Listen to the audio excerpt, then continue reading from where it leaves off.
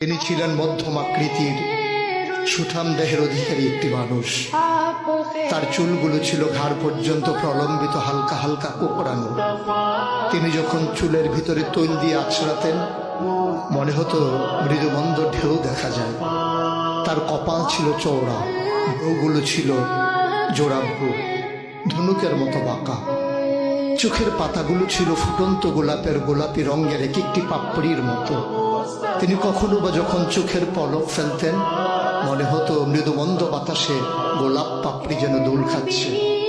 তার চোখের সাদা অংশ ছিল রক্তিমাভ সাদা, কালো অংশ ছিল কৃষ্ণ কালো।